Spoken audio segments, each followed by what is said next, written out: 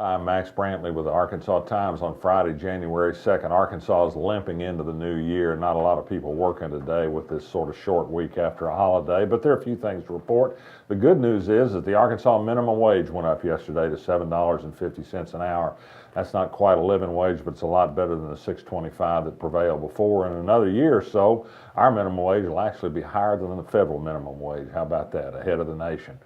We had some reminders today on the Arkansas blog. You might take a look at an interesting article from the Atlantic about the wisdom of the policy that the business community seems to have, that if we just paid low wages and paid low taxes and cut government to the bone, it would bring economic development galore. Well, guess what? Georgia's been following that policy pretty slavishly, and it's got nearly the highest unemployment rate in the country. Perhaps that isn't the pattern to go, but I think we're going to see more of it in the coming Republican administration in Arkansas. Other news today is a lack of news from the Arkansas Supreme Court. Two new members took seats on the Supreme Court yesterday.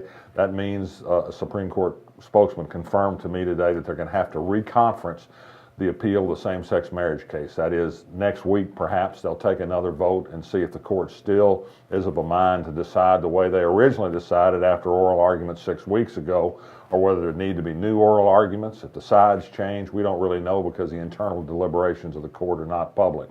We do know that Robin Wynn will decide the case rather than Donald Corbin. There's something of an open question about whether a special justice will continue to sit for the seat that Cliff Hoofman has now held, but which has now been filled by a duly elected Judge Rhonda Wood. I think you could argue that the elected judge should hear this case since there hasn't been a decision yet, and there is one now who can take the case who is not recused from it.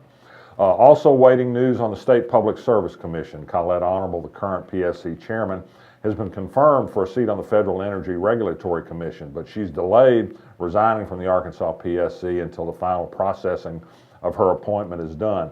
This is a big political issue because if it happens before January the 12th, Mike Beebe could be able to make another appointment to the PSC to complete Honorable's term. If not, it will fall to Asa Hutchinson, the new Republican governor, to make that choice. The Obama administration is responsible for the paperwork. You'd think they'd be helping out a Democrat make one last important appointment.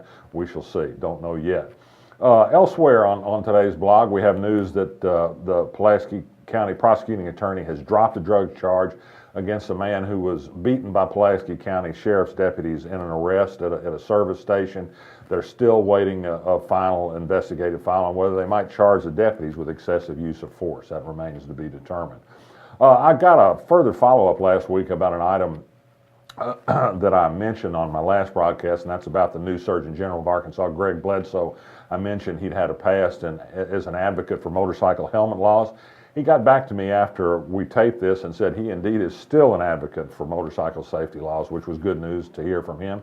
Sounds like an interesting fella. He says he's going to have a lot to say about insurance coverage and the private option in the days and weeks ahead in Arkansas, but not ready to talk about it just yet.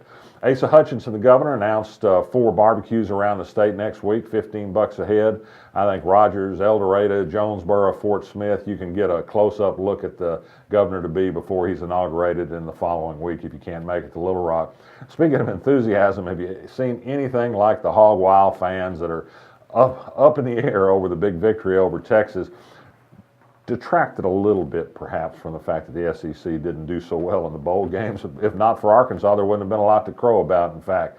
And finally, some sad news. Miller Williams, the famous poet, the founder of the University of Arkansas Press, died last night in Fayetteville at the age of 84. He was a friend of the Arkansas Times, a true literary giant in Arkansas, and a friend to many in the arts. He'll be missed. I'm Max Brantley, and I'll be back next week.